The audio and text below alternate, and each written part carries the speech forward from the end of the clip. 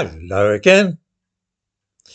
It is common knowledge that the BBC has what one might not inaptly call an obsession with blackness, what used to be known among Caribbeans in the 1930s as negritude.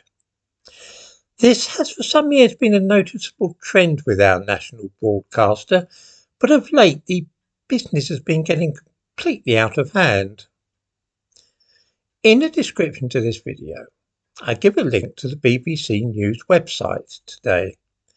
Click on the link and scroll down to a little section which is headed Weekend Playlist. Watch our pick of standout moments from BBC iPlayer.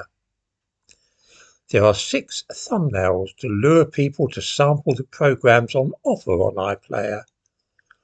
1 is of a lion cub and 5 show portraits of people who feature in these programmes. Of the people, 1 is a white woman and the other 4 are black people. 2 of these are women, 1 is a man and the other a transvestite. This, of course, illustrates another direction in which the BBC is slanted, and that is to say, towards women and homosexuals and transvestites and away from straight men, especially if those men happen to be white. Those 5 thumbnails, then, show modern Britain precisely as the BBC believe it to be, or perhaps think it should be.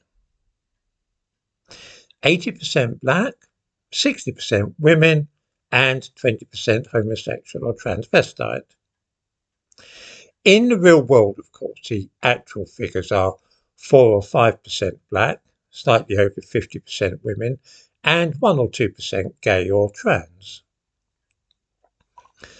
The BBC are holding up for us not a mirror showing our nation as it actually is, but rather one of those distorting mirrors that one used to see in fun fairs sometimes, which make the reflected image look grotesquely fat or laughably thin. This could hardly be done by accident. Inflating the number of black people shown from 4% to 80% in that way, multiplying the proportion until it is 20 times higher than in reality, takes a great deal of effort and requires a talent for misleading and dishonest propaganda, which Joseph Goebbels would have found admirable.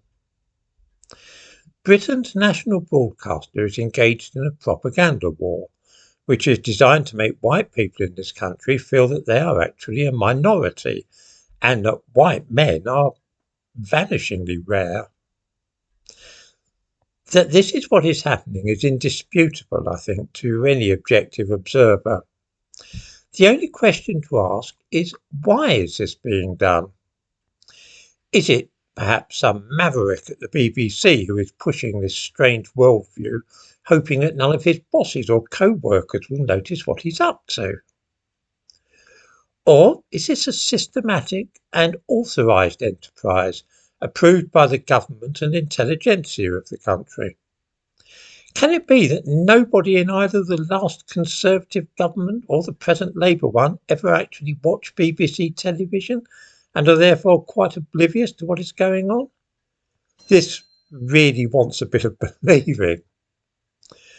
Or is it in fact a deliberate and large-scale project being undertaken with the permission of the government and the full consent of all involved? If so, and it's hard to avoid that conclusion, we might really be forgiven for asking why it's going on, why people are undertaking this peculiar enterprise.